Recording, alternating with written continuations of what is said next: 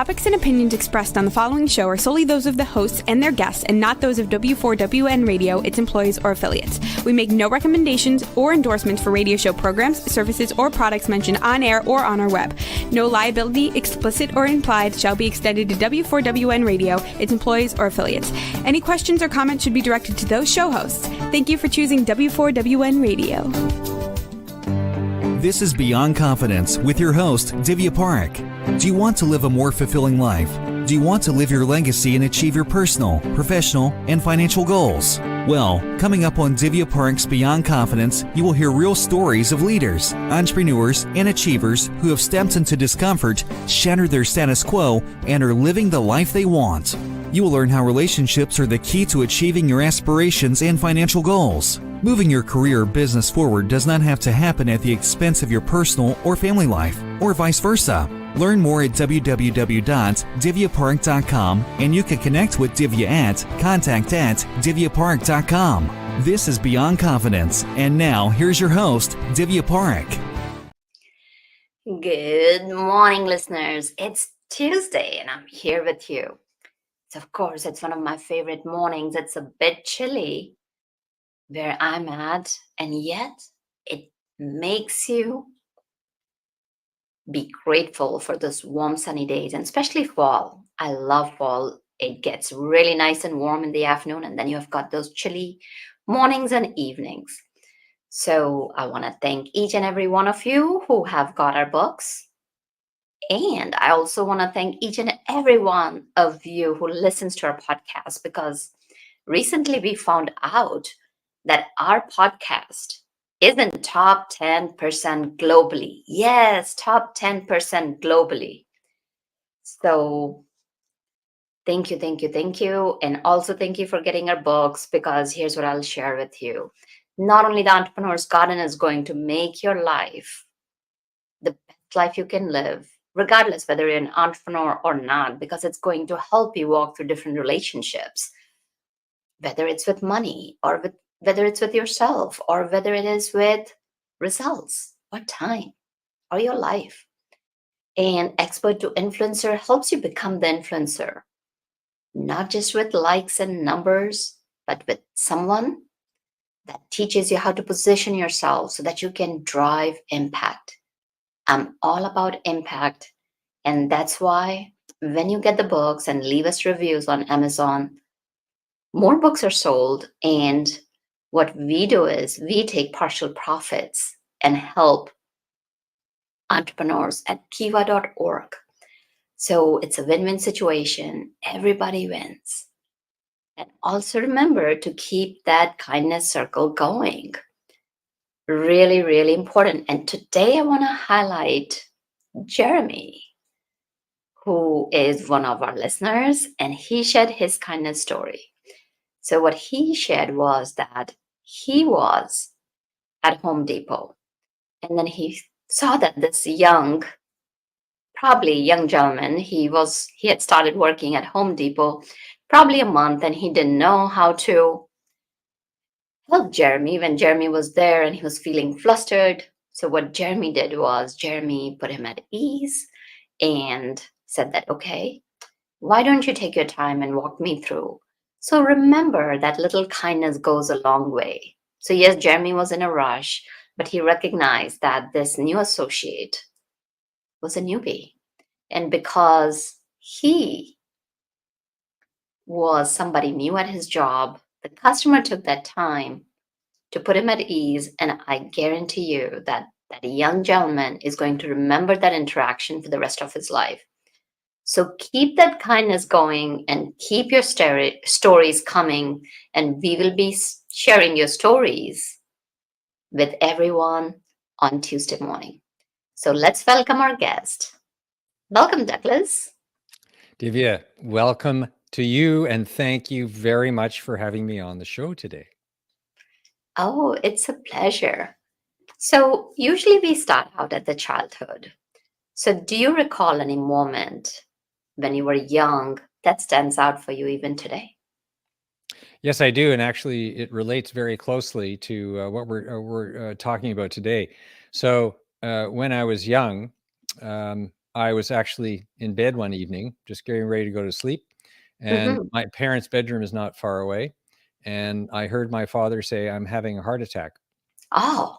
And so I flew out of bed and ran into the bedroom and Hmm. revived him. And they called the ambulance, he had actually a skipped heartbeat. It wasn't a bona fide heart attack, but he did have a very serious heart disease, and it's actually eventually what killed him. And that actually left a lasting impression on me. Believe me, when you're a young kid and you're reviving your dad, that Of really course. stays with you for a very, very long time. And after he died, I was never really happy with the explanation of what really causes heart disease. And that's actually what inspired me to talk about and to learn about what we're going to be talking about today. So that was one of the very lasting impressions when I was a kid. Of course. It's oh, you said you were 15? Yeah, I was, I don't even remember the exact age. I was somewhere between 13 and 15. Yeah. Oh gosh, that's very young, and it can be so traumatic, because for young kids, even though parents may not be cool at that age, yet parents are the anchor, and Yeah. parents are that rock that they know that no matter what, they can come back Yeah. to their parents, and to just kind of see that it can definitely be shocking. Yeah, So, it was. And the funny, a bit of a funny story, and that is that so I knew how to give CPR, and I mhm. started it, and because he hadn't really had a heart attack, he said, "You're breaking my ribs." You got to stop that. So I did. So I was relieved to see, that he came around very quickly. I even beat my mother into the bedroom. She was in the kitchen at the time. So yeah, there you go. It was good that I had that training, um, even though it may not have actually been necessary. Right. Well, that was your first response. And usually, so many youngsters at that age, especially if you're babysitting or if you're doing camp counseling or something like that, they are trained, and it's so helpful. And then that brings us to the point that it's important to know these life saving techniques at your hand. So, as you grew up, did you have a focus in one of the areas that you studied in, or where did your life take you?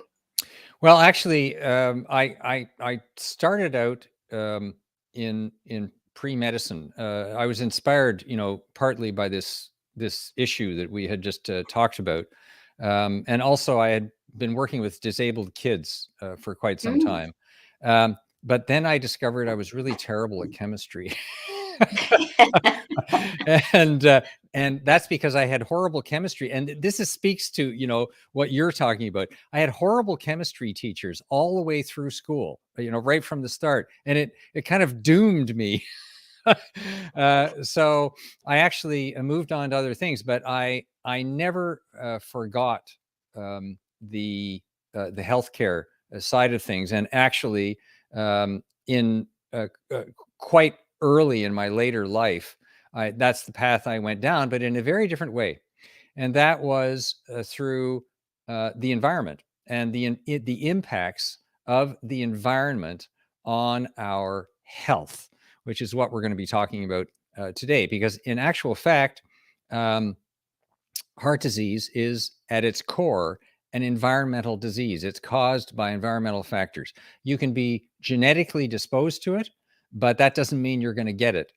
What causes you to get it is these various environmental factors that you're exposed to, and a lot of that is due to this hidden stress that you have mentioned.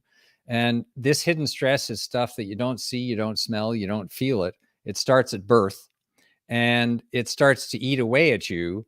But the good news is that there's something you can do about it. And so that's what I learned over the years. My specialty became actually working with scientists and physicians on creating healthy environments for people so that they would actually not get heart disease in the first place. So I came at the medical side from actually the toxicology side. Mm. So when And you say about like, you were working, you came from the other side. So did you study in toxicology?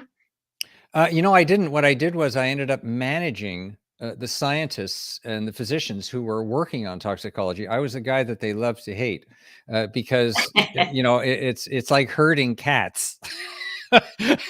Especially scientists. Oh, that's really interesting. That's really interesting. So you really have to focus them on, okay, here's the goal.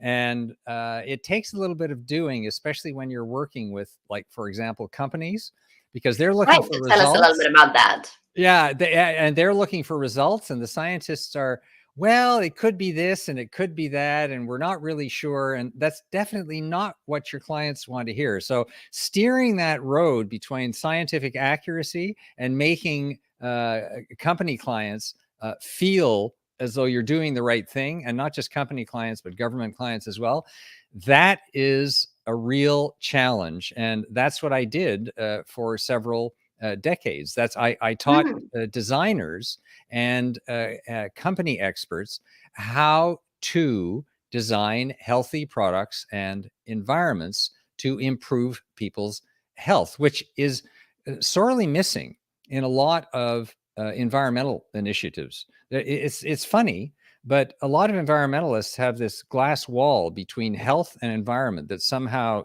they don't relate to each other. But in fact, they're intimately related, and people relate much more closely to their environment when they understand how it can make them healthy and how it can make them sick.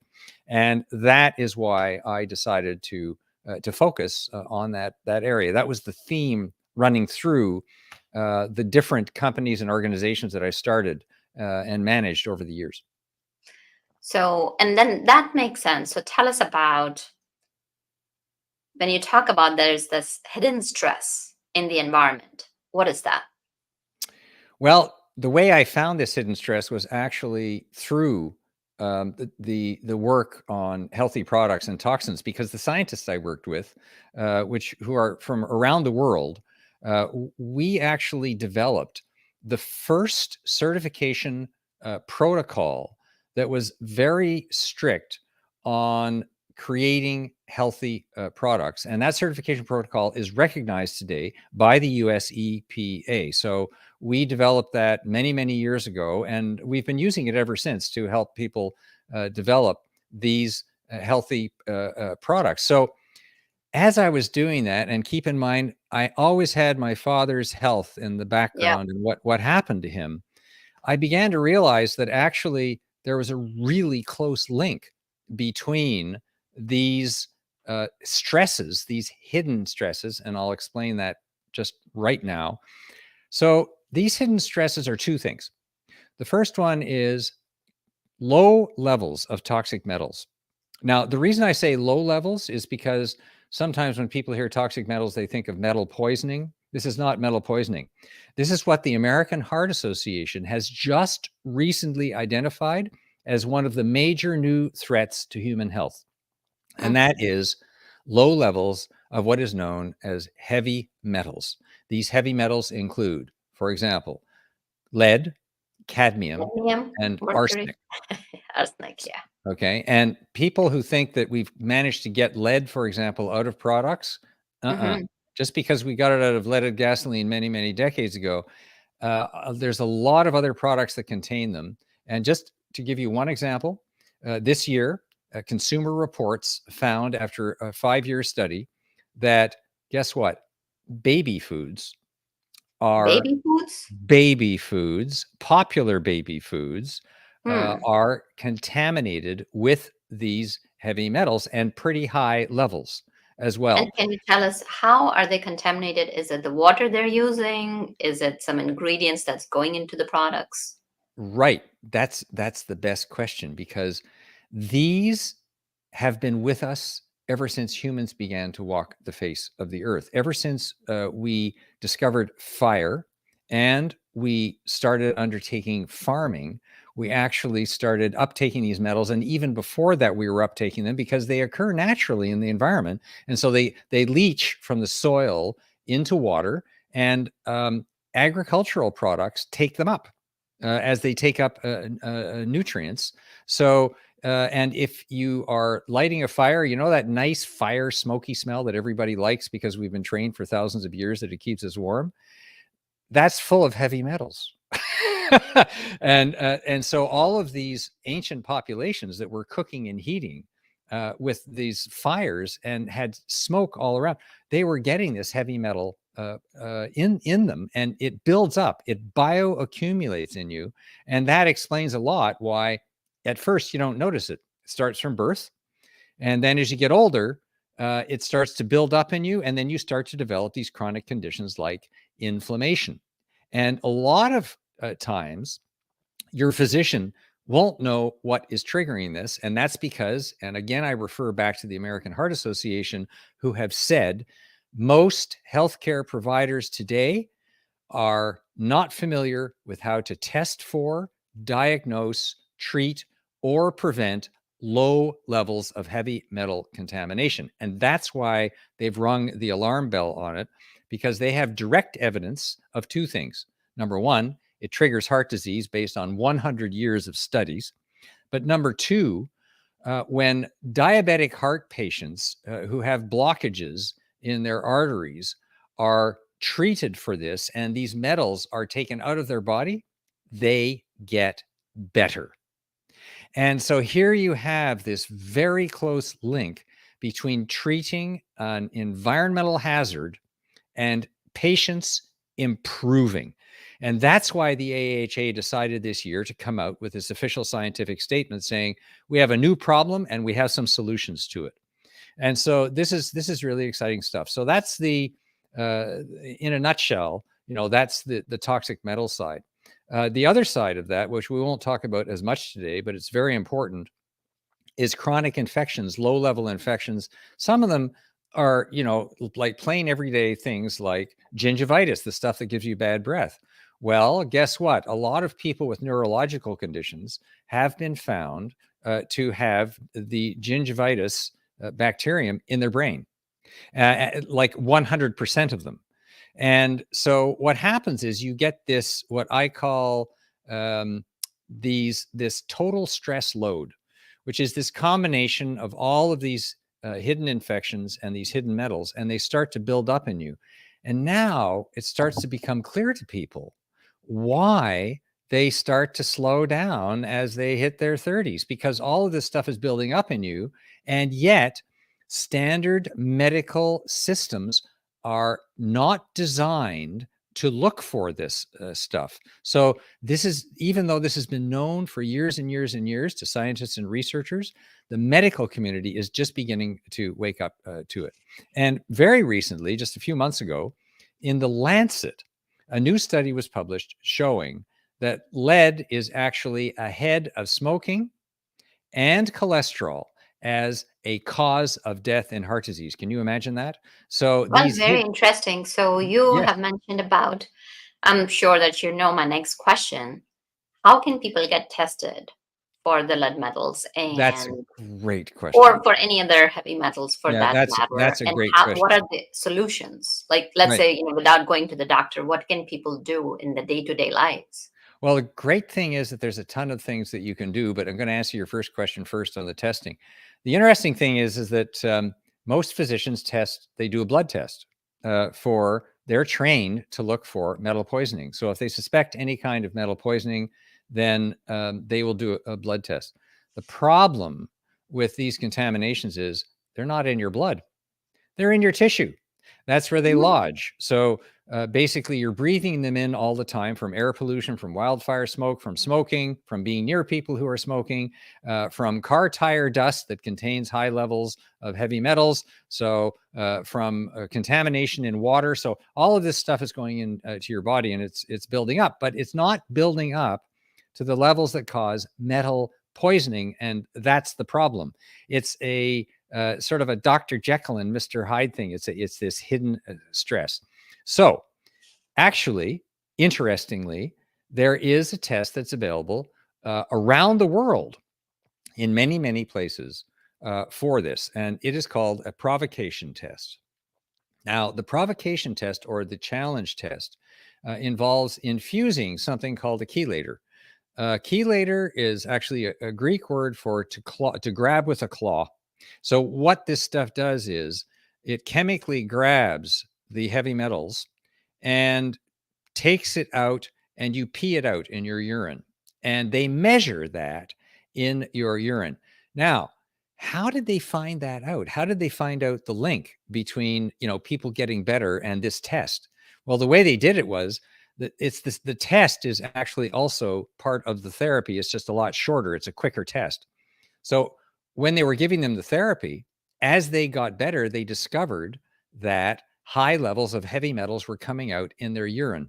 And as those metals declined in their tissue, the patients got better. And that was the burning bush. That's what really showed it. So this test, you have to ask for it. And usually holistic doctors, integrative cardiologists, naturopathic doctors, and a lot of nurse practitioners will be familiar with this test, but the patient has to ask for it. And you have to be demanding, because most healthcare providers, they're not trained for it, as the American Heart Association said.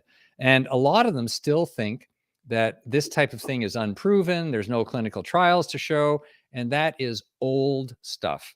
The science clearly shows clinical trials, for example, sponsored by the National Institutes of Health over a period of 10 years, as well as clinical studies done on peripheral artery disease patients, very clearly show that these tests and this therapy are not only safe, but they're effective. And so we need to get rid of this myth. And this is part of the leadership that you're talking about, Divya. Patients need to take the leadership role and take responsibility for their health.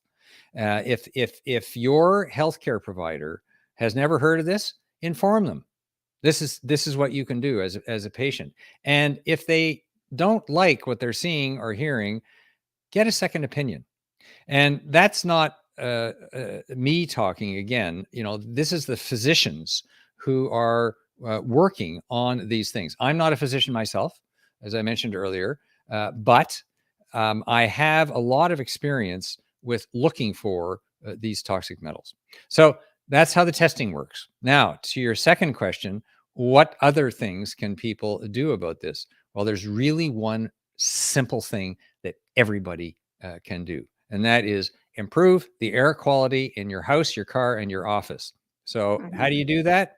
You switch out the filters that are in your air conditioning systems, your furnace systems, and your car filters, because those filters are usually designed to protect the machinery, not your lungs and not your health.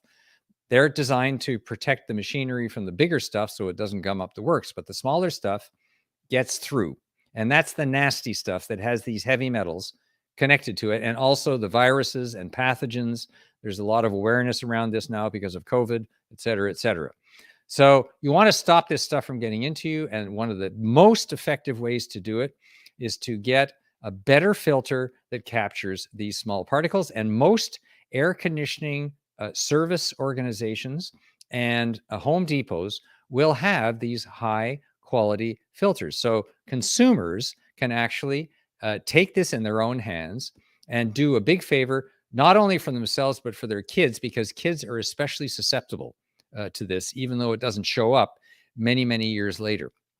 But the epigenetic effects on the children are crucial in their young life, and they only show up later when they are young adults. So that's a very, very simple solution that people can put in, like, changing their filters with better filters and doing it regularly, because so many times we definitely change the batteries with the daylight savings time as far as the carbon monoxide and the fire alarms that we have installed in our house. But for filters, we do not put it. So like one of the ways would be like, just put in, how often would you recommend changing those? Every month, every 3 months? I would recommend looking at the manufacturer's recommendation, because it varies, but there's a real downside to leaving your filter in. It can actually cause the problem, because as these filters clog up, guess what happens? They gather up all of these pathogens that are in them. And then you start getting problems like mold and contamination coming out of your aircon system. And so actually it makes the problem worse to the degree, Divya, that, and this is what we specialize in, indoor air quality can be up to 8 times more polluted than outdoor air quality. And that's where you're spending 85% of your life. On average, most people in the world today spend 85% of their lives indoors, in their cars, in their homes, in their offices. So the indoor environmental quality becomes really, really important. And it's something that you can control. The other thing you can do, put a filter on your drinking water tap and make sure that that filter is designed to remove heavy metals, because a lot of filters are not.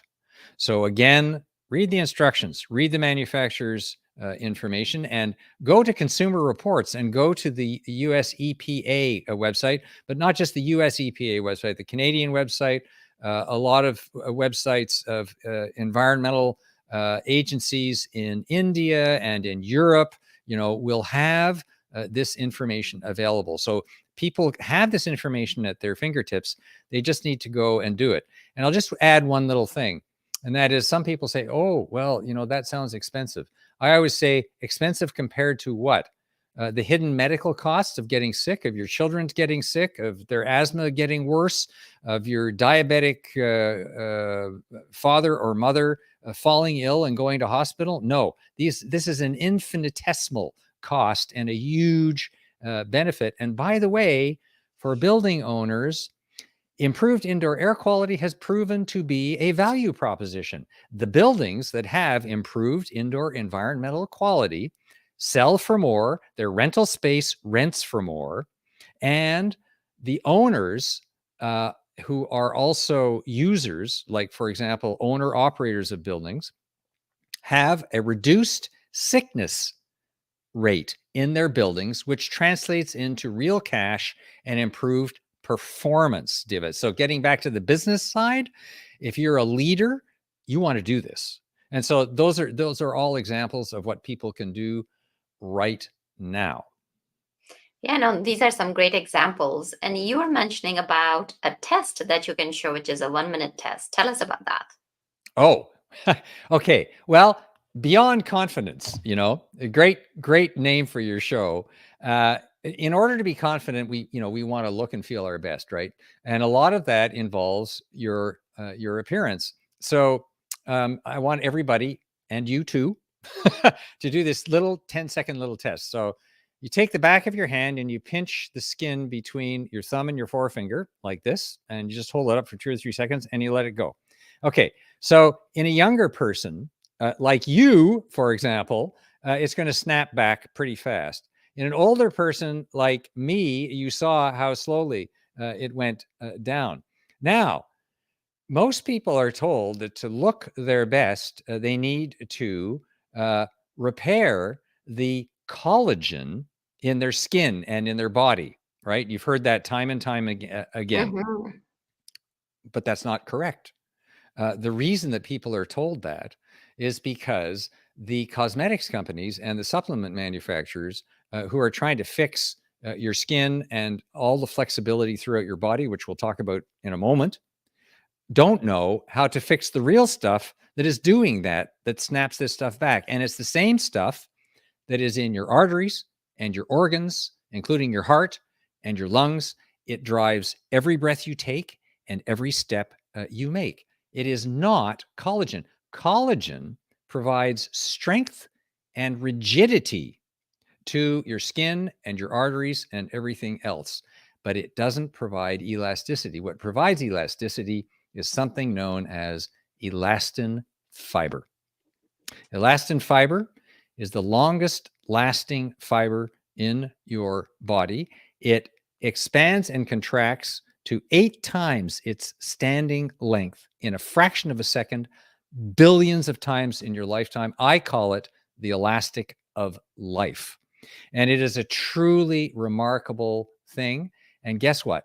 It's damaged by these hidden stresses. And I just want to give an example, if I could, hold up to the camera here. So here you have on this side, this is really old damaged elastin in a 90-year-old. And then on this side is nice, fresh, new elastin fiber in a 6-year-old. This is what's going on, Diva, in all of us. And so, of course, what we want to do is try and keep this stuff as long as possible in as good a shape as possible. And one of the ways that you can do that is exactly what we talked about, is to protect your body and your children's bodies and your loved ones' bodies by doing the things that we talked about.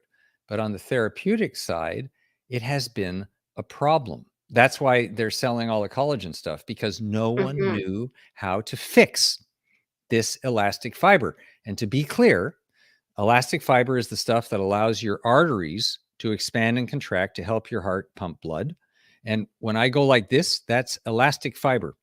Okay, so basically, it's one of the most important things in your body. It drives every movement. So the problem was no one knew how to fix this stuff because it's so complex. It's one of the most complex fibers in your body. And so now we know now that we you know. figured it out. So Like, and I'm now you assuming can that fix it. it's backed by scientific studies Yes. that you're sharing. Absolutely. Oh, hundreds, thousands. Actually, it's interesting because no one has heard of elastin fiber, but there's thousands of studies on it. Well, it depends. And like, as you mentioned, that it may be a complex problem to solve. So have you come up with a solution or know of a solution which people can use to fix their elastin? Yes. And this is the remarkable thing. And just a tiny little note of declaration here. I'm actually the co-founder of a company that has a technology that was pioneered by the scientists we're working with that actually fixes elastin fiber. So a quick little story. In 2007, scientists at Clemson University in South Carolina, which is well known actually for its biotechnology, discovered that a naturally derived material, a substance, which is a type of polyphenol, which is the stuff that's found, in grapes and fruits and red wine and all kinds of stuff like that. But this is a particular kind of polyphenol that is found only in a few places, like, for example, in tree bark and in the rind of the pomegranate fruit, of all things. So what they found was that this stuff kickstarts the elastin assembly process. Now, why is this so important? Because at the age of 25 to 30, every person on this planet starts to lose their elastin fiber because your body stops assembling it. No one knows why. I've talked to the top experts in the world about elastin. They don't know why your body stops doing it, but it does. So when it gets destroyed or degraded by these heavy metals that we've been talking about, there's nothing left to fix it. So what happens is your body turns on itself. It has this chronic inflammatory response trying to keep repairing this permanently damaged elastin. And this leads to hardening of the skin and arteries because your body tries to wall off the damage. This therapy has been proven to be effective in reversing that process by actually regenerating that assembly process.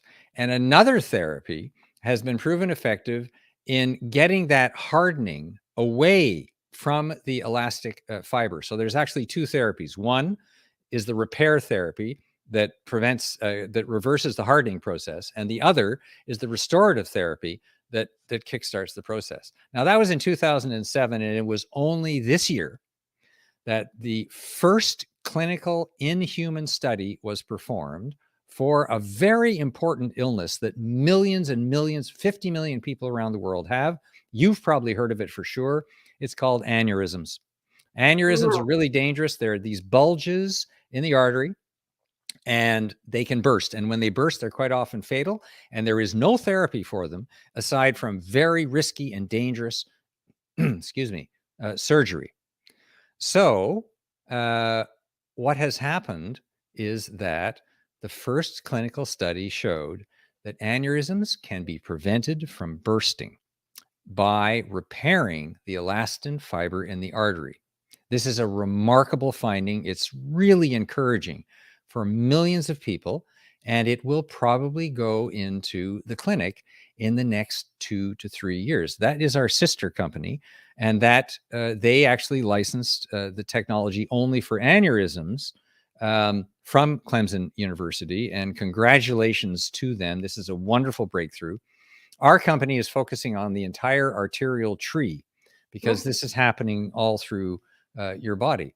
So there's some really exciting stuff happening. And it's not just one therapy, by the way. Scientists in Australia have figured out how to repair elastic fiber in wounds and in skin by actually developing a mesh that restores the elastin fiber. So there's this whole new generation of therapies that are coming up from these scientific leaders and from the private sector who have started these startup companies that are now bringing this to market. And in Australia, the company that did the wound repair was sold in Australia's largest buyout, $250 million. And that was sold to AbbVie, and they're in the process of developing it. So it's becoming a business. It's really exciting. Absolutely. So congratulations that your company is taking. So I'm assuming that you have a biotech company. Yes, our company is called Elastrin Therapeutics, and it's just, elastrin.com. I named the company. It's been a journey. We started 5 years ago. I found, the scientist at Clemson University, Dr. Naren Vivahari, who is the one whose team discovered this. And Naren and I have become quite good friends, and we're in this company together. And there's a longevity investor, just talking about the theme of the show today, who is not a big pharma investor. This is what's really interesting from the business side. It's not the big pharma investors that are investing in these longevity technologies. It's the tech guys. It's the guys and women who have been involved in bootstrapping these software and tech companies. And the reason that they've become involved is one main reason. Steve Jobs died. Years ago. You might remember that the founder... Oh, yeah. Like, he had everything at his fingertips, and the only thing he didn't have his health. Exactly. And if you can listen to his last very poignant words. So, we have talked about longevity, and there are a lot of other things. You have shared a lot of nuggets around longevity, but if they want to find out a whole lot more, I know you've written a book. Where can they find it? And tell us a little bit more about your book. Well, the book is called Discovering the Nature of Longevity, Restoring the Heart and Body by Targeting Hidden Stress. I'm happy to say it started out as a bestseller on Amazon, and it bounces back and forth into bestseller territory many months after it was published. So a lot of people are finding it to be very, very, very interesting. And I'm delighted about that, because that's why I wrote the book. I wrote the book to give people this information that they cannot find anywhere. I couldn't find it. I couldn't find the information about elastin fiber. I couldn't find the information about the hidden stress. And I'm also happy to say that the foreword to the book is written by Dr. Gervasio Lamas, who is the chairman of cardiology at Columbia University and the author of the American Heart Association official statement on heavy metals. So there's a bit of credibility to it, with more than 700 scientific references, but it's not a science book. It's written for people who don't have a medical background, and it's full of this practical information about where these hidden stresses come from and what you can do about them today, and how you can approach your medical providers on this. And the idea here, Divya, is to get the word out, is to spread the word, because people need to demand this. It's a lot like the AIDS situation was. The therapy didn't exist until Hollywood stood up and demanded it, because a lot of stars were dying from it. And, heart disease is still the biggest killer in the world today, but we've gotten rather blasé. Oh, yes, it's the biggest killer, but you really can't do anything about it. Yes, you can. It can be reversed. There's no question about it now. But people have to demand this new approach, and that's the only way that we're going to bring it. And I have to add that the therapies that are in the market today, this infusion that I talked about at the top of the show, is actually been shown in a study that was published in 2020 to be up to 80% less expensive than the standard surgery for heart disease. And that's the problem. The problem is it's not profitable for hospitals that depend on surgery, surgeons that depend on expensive surgery, drug companies that depend on selling expensive drugs. And so the result of that, astonishingly enough, even though people have been saved from losing their legs and their limbs to heart disease, are not being told about this new therapy. The people whose limbs haven't been saved aren't being told, which is really unusual because normally you would be told. You would be, if a drug company got these kinds of results, for example, a 41% reduction in all causes of mortality amongst diabetic heart patients, the drug companies would be singing praises to the rafters and you'd be hearing about it. Definitely. Yeah, no, this is definitely good. And you have shared some very important nuggets, and I'm sure that listeners are going to be checking it out because it's important. But if you have good health, then you can do anything in your life. So, and can you share with us where they can find you? Like, what's your website or any other place that you want to share? Yeah, there's a lot of new information. It's really interesting. After I wrote the book, the American Heart Association came out with its official statement. The Lancet published its study on lead. I've put that new information on the website, which is natureoflongevity.com. So it's www.natureoflongevity, all one word, .com. And so people can go to the website and see all this information. But I would really urge them to go to Amazon also, because the description of the book is pretty good. And leave a review as well, as you said about your books, which are also great. It's always good when people leave a review about the book. So go to Amazon, get the book, go to www.natureoflongevity.com. And those are the two best places to go. Oh, fantastic. I'm sure that our listeners and audience will be going because people care about that.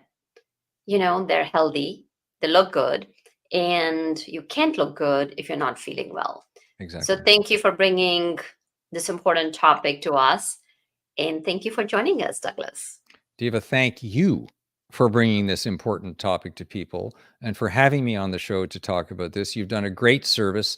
Thousands and thousands of people are going to benefit from your having done this on this show today. Thank you very much. Absolutely, my pleasure. And thank you, listeners, for joining us, because without you, the show would not be possible.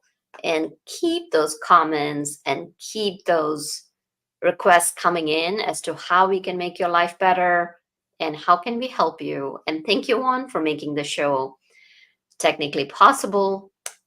Be well and take care until next time. Thank you for being part of Beyond Confidence with your host, Divya Parekh. We hope you have learned more about how to start living the life you want. Each week on Beyond Confidence, you hear stories of real people who have experienced growth by overcoming their fears and building meaningful relationships. During Beyond Confidence, Divya Parekh shares what happened to her when she stepped out of her comfort zone to work directly with people across the globe. She not only coaches people how to form heart connections, but also transform relationships to mutually beneficial partnerships as they strive to live the life they want. If you are ready to live the life you want and leverage your strengths, learn more at www.divyaparekh.com. And you can connect with Divya at contact@divyaparekh.com. We look forward to you joining us next week.